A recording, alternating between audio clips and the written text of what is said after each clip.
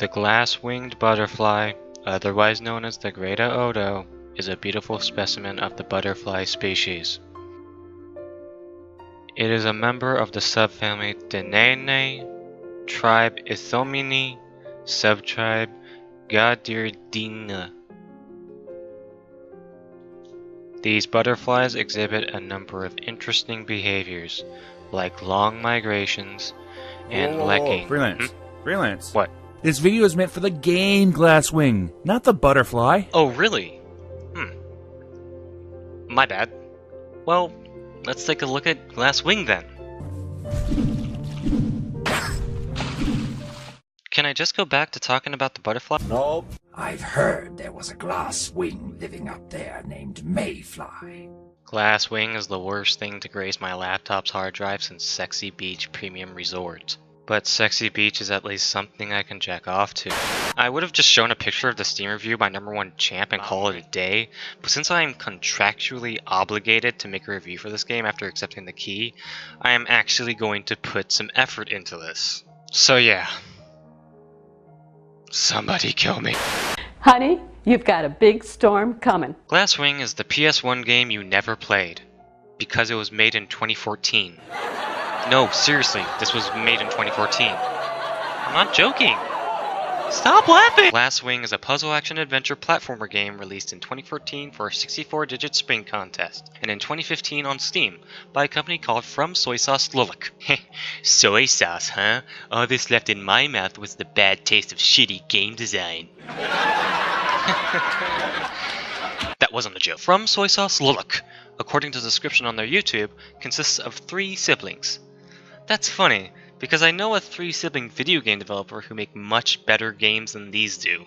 Now, you're definitely wondering, No, we're not. what else did they make? Well, they made instant hit classics like Remnants of a Beautiful Day, Spheroid, and Bullet Life 2010, which have all been released to critical acclaim. Before we begin, do you guys have an Xbox 360 controller? No? Then this game might just run like FDR. With polio. I don't know why, it just runs like shit when I don't have a controller plugged in. I could even use the keyboard and mouse with the controller plugged in. But when plugged out, FDR. So let's just start with the story. You play as a fairy named... Whoa, what the fuck is going on here? This is weird. The controls are... Okay, let me explain here. Using my Xbox One controller and... Okay, let me just explain the controls. So, A is to pick up and use the item you picked up.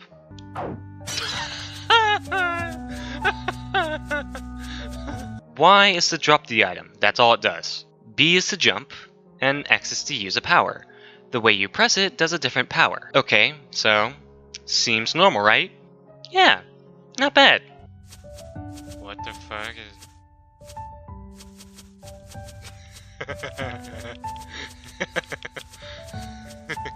Right bumper and left bumper, turn the camera. Alright, that is weird, but not unheard of. Just something that old games used to do. Select button is crouch. What? What? I don't... What? When was that the default button for crouch? This isn't even a crouch, it's more like a representation of crippling teenage anxiety. All around me a familiar face. You know what usually is the default button for crouch? Clicking the right stick. I don't know what to think of these controls. Oh right, the part I hate, and the developer admits it. The right stick also controls the camera, but it doesn't follow any of the movements. Like, this fucks me up so much. And they admit it.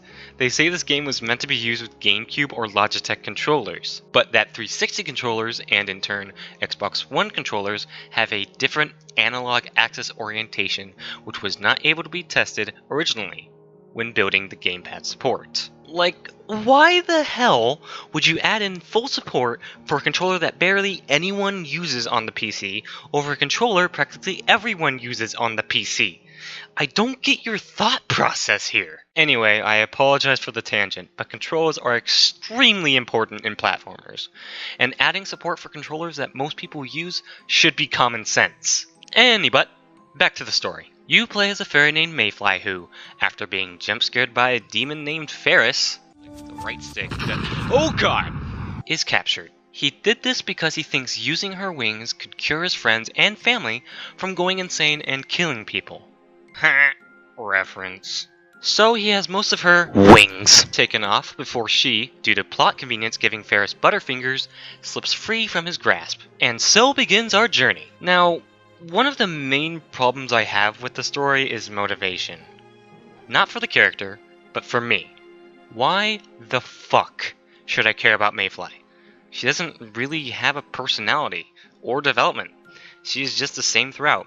A boring little piece of shit. Okay, I am being a bit harsh. There are a few instances of personality. For example, jumping makes her grunt. She doesn't like huge demons capturing her. And she's a fairy. A character worthy of Shakespeare, I say. If I can't care about the character, how can I care about the plot? Which, by the way, is thinner than Hardcore Henry. You're half machine, half pussy.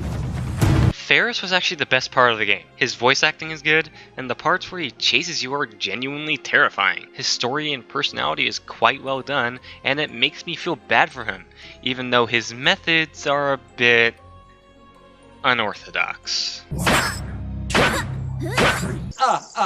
He is actually a nice guy once you get past the 4, 5. that. He is friends with fairies and humans who he doesn't want to kill. He is the most fleshed out character in this game. Scratch that. He is the only fleshed out character in this game. It's like a metaphor. The demons have more personality than the fairies. Yeah, it's like poetry, so if they rhyme. Also, his design is unique, in a good way. I mean, it kinda sucks for him since he has only one hand. The other is a Venus flytrap or some bullshit. And it's taking off Mayfly's wings. Like how a Venus flytrap captures butterflies. Too bad no other design is as good as his. No, I mean it. Look at these enemies. You got this thing, that, and whatever this is. What the fuck is that? And I mean, they aren't that unique. They just run up to you and hit you. One likes to dash by. This game. There are problems with the character models because if you were to take a good look, her wings are misplaced! Look at it! Look at him! And I know they try to justify it by saying that wings hovering there is a part of the fairy. This could be them being too lazy to put them on her back, or an actual story part. Even then, wouldn't you want to make them symmetrical? Anyway, and her face! That's a horrifying child. It looks like Alice got fucked up. Like, stop taking all the heroin, Alice! I need something to get through this review! Now, let's talk about the puzzles. They are barely anything that could count as puzzles. They range from get an item to get an item to get a power, to turn into a ball to drop bombs and destroy the platform. The last puzzle was probably the best, because it made you utilize all the shit you learned from the game. But there was one puzzle that got my goat. It was near the beginning. I am given a scythe which can cut shrubbery and give me hearts. I went to an area where I first got to encounter monsters. I tried attacking them since they already saw me. They beat my ass. Game over, yeah!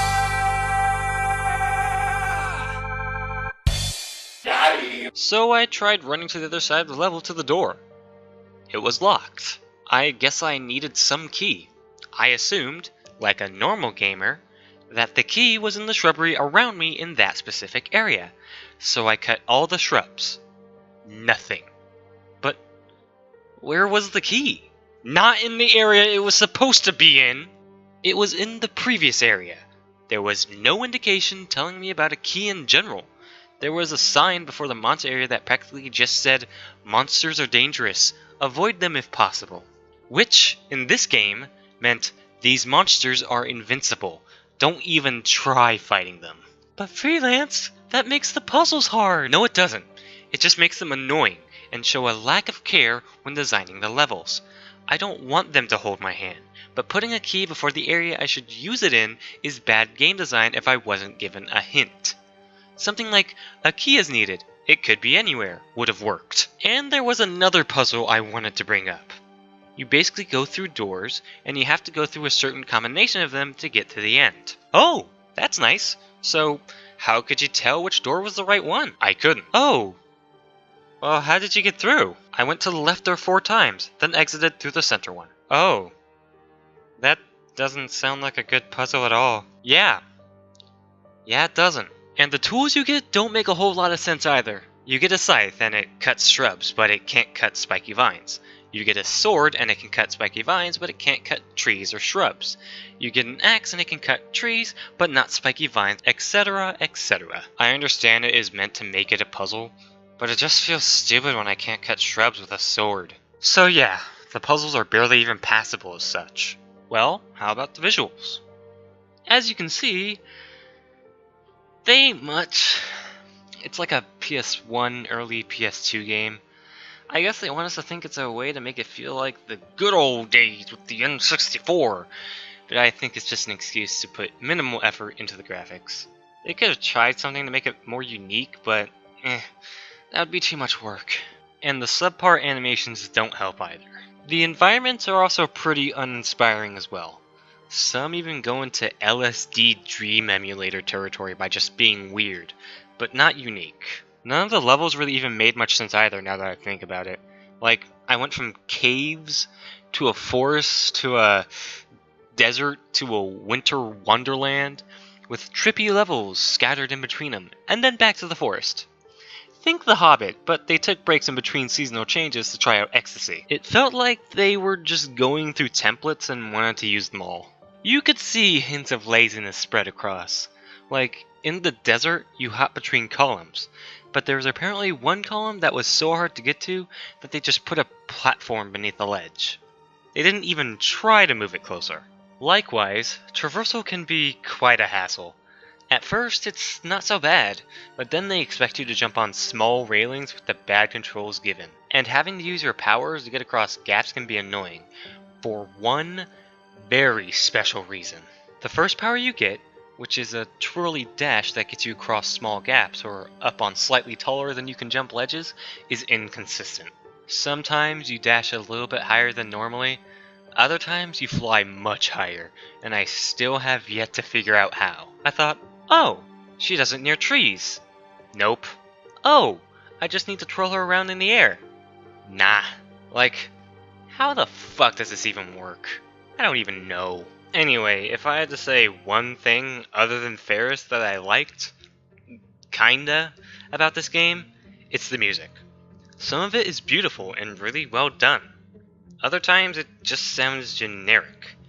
And added with the slightly okayish audio work, it's pretty So in the end, you defeat Ferace in a quote-unquote fight. By that, I mean you do what you did multiple times before this, where you roll yourself in your ball form to 6 corners of the platform to blow him up, making him fall to his death. Goodbye, sweet prince. But the issue with this fight is that you can die falling with him. They don't give an indication of where to put yourself so you land in the right area, so you have to fly there. After that, you leave and return back to your house. The end. So that was Glasswinged. Really, it would have worked better as a PS1 game. Sure, it was a 3D game made from Game Maker, but that doesn't excuse the poor gameplay, story, and design overall. And not to mention the glitches. But I really don't want to get into the glitches. If they didn't focus so much on making a 3D game, maybe they could have made a great 2D game. Glasswinged does have its moments. The last puzzle was okay, which is leagues better than any of the other ones in here. The parts where Ferace chases you are genuinely intense, and the design for Ferace is really cool. Plus the music at times was good, but the rest of it is just subpar or mediocre. Definitely not worthy of $6. Typos included. So no, I do not recommend Glasswinged. In terms of score, I would give it a 4 out of 10. Your money is best spent elsewhere, like a game I might review. Might. I know I was harsh, but I try to give most games a chance. This was also given one, and I just didn't think it was good. Along with that, I rate a game based on its genre and how close it is to correctly and efficiently representing it. For example, The Music Machine was a great narrative-driven horror game, but Glasswinged wasn't a good puzzle action-adventure game. but it's a decent platformer. I have nothing against the Higuchi family, but they need to get their heads together and make something where I actually care about the protagonist and find the puzzles interesting as well as difficult, not annoying. But hey, I like your kids a lot, so I'm gonna give you a gold star for effort. Hey, you did it, good job. Good news is that they actually put out a demo, so if you disagree with my review and want to try out the game for yourself, you can go to the Steam page and download it. Oh, and they're already remaking it. From the look of the devlogs, it might actually be decent. Time will tell if it's any better. Or if I have to pay for it. Anyway, now that's done, I can finally get back to more important matters. Like finding out how glasswing butterflies attract their mates. Alkaloids.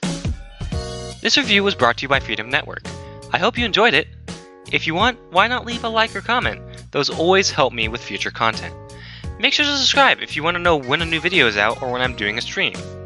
And follow me on Twitter in case I need to update or cancel a stream. Thanks for watching!